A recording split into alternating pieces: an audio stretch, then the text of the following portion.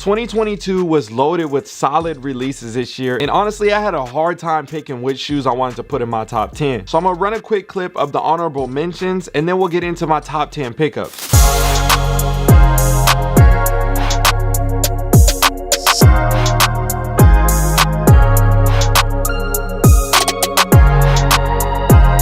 So I'm sure you saw a few sneakers on that list that could have easily been in somebody else's top 10, but at the end of the day, this is my top 10 and I'll explain to you all the reasonings behind all the shoes that I chose for this list. Starting with the first shoe, we have the Air Jordan 7 Citrus. Now I'm sure you guys are shocked by this one, but in my head I just knew I had to put these in the top 10 simply because I remember wearing these back when they came out in high school, and I used to wear these and cherish them, and I wore them till I couldn't wear them anymore till the suede was messed up, and then I wanted to get another pair, and by then they were just like expensive and hard to get. Next thing you know, years go by and it's been a long time since these originally came out, and I thought that this shoe would never retro again. So when I saw this was coming out for the year, I was extremely excited. I had to make sure I got these for the collection, had to double up. This is definitely going to be in my rotation. I'm looking forward to rocking these and create new memories with this shoe at the end of the day. So yes, the Citrus 7s are on my top 10. I know they're at number 10, but out of respect, I had to put them in my top 10. Next up, we have the DJ Khaled Air Jordan 5. So as you guys know, I had the opportunity to reveal this sneaker with the other ones based off the releases and the friends and family colorways and things like that. So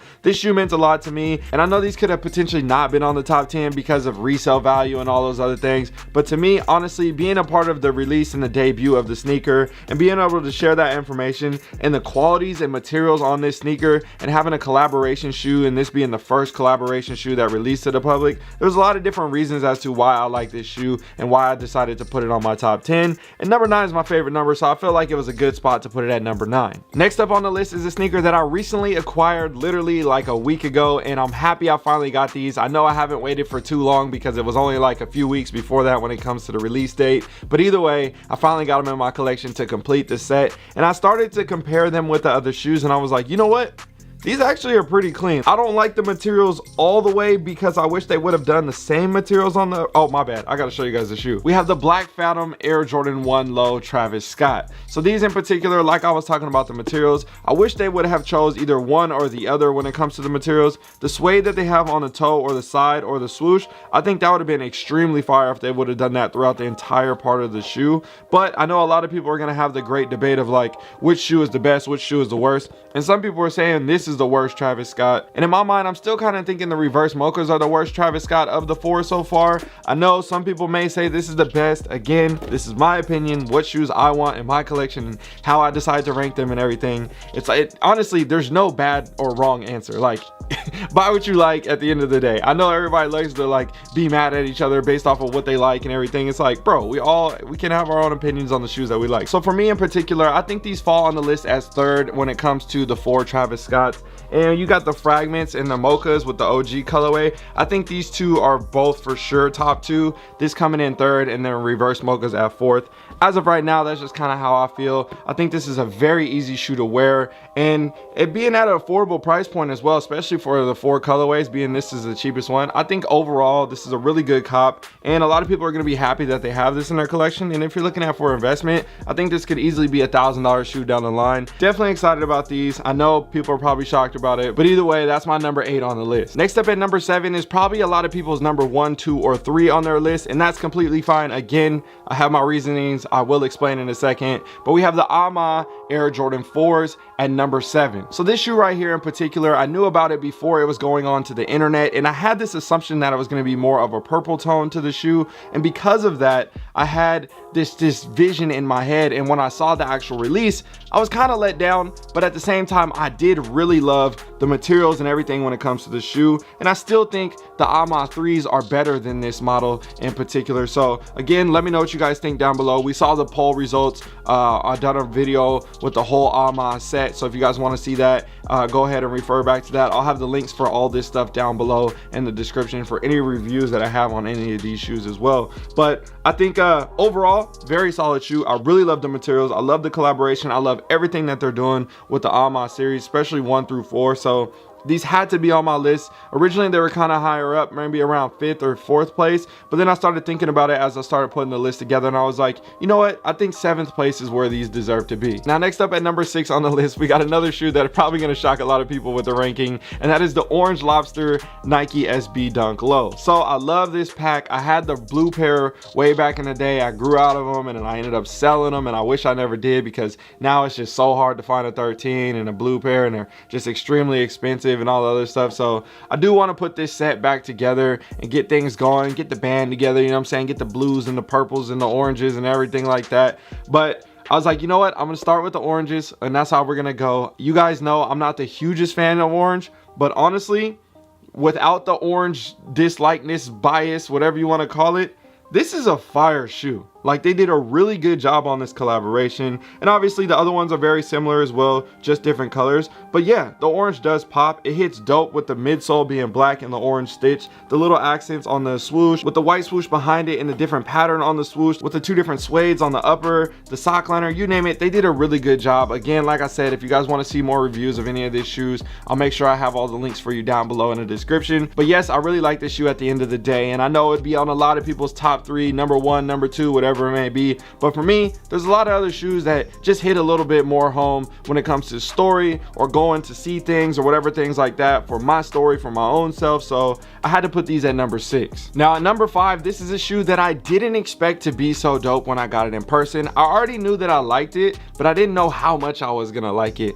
And when I got them in hand and I saw the packaging and everything like that, I was like, yes, this is definitely going in my top 5. I don't know where, but I'll find a spot for it. The Air Jordan 7 Trophy Room. I love the way they executed this shoe with the different materials on the upper and all the little details around the shoe, behind the tongue, inside the sock liner, the tab on the back, the pull tab, the gold Jumpman, the eyelets, even though the insole, the box, like I said, there's a lot of cool details, storytelling, and everything that goes along with it. And it's actually cool. Shout out to my people at Jordan Brand for holding me down on these as well, and being able to have an opportunity to get this shoe was super dope. So I was happy about this, and I think honestly, the reason why I ranked a little bit higher, y'all know I love Jordan 6s, and these look like Carmines a little bit, so it kind of might have been a little bit of a biased situation when it comes to that. But either way, I was like, these got to be in my top 5. They grew on me quick as soon as I got them in hand, and just like I was talking about with some of these other shoes, you can actually get these at a really affordable price. So I think it's cool to be able to get a dope shoe,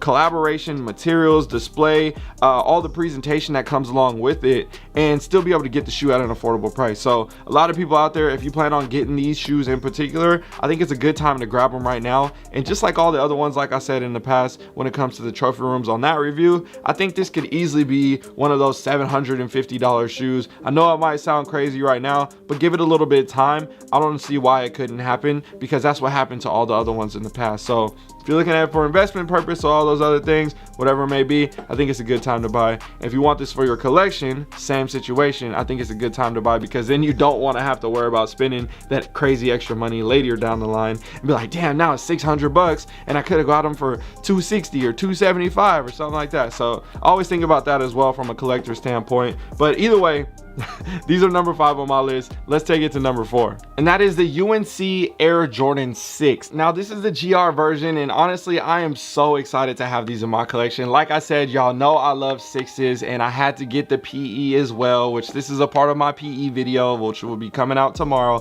We'll talk about that later. But either way, these right here, this is a clean shoe, very similar to the Carmine color blocking, which I love, one of my most favorite shoes ever. So because of that, when I saw this in the UNC vibe, and then the print on the back of the tongue and the hits on the inside of the insole and everything that they did, the materials are nice on this shoe with the white leather. I think overall a very, very clean shoe, and honestly probably really shocking for a lot of people to see this in my top 10, let alone in my top 5. I get that, I understand, but y'all know me, I love me some 6s. So if they would have had some, and honestly I didn't get the Georgetown 6s yet. I need to. I've been slacking, being bougie, not trying to pay resale on those because I want to get them for retail, but every time I find a pair it's not in my size and da-da-da whoop doop. Either way, if I would have got the Georgetown 6s, those might have ended up on my top 10 as well. I think that shoe is extremely dope. They did a great job on the Georgetown, so don't be surprised if I pick those up this year. Maybe the next sneaker con, I don't know, I might have to grab a pair when we go this week. But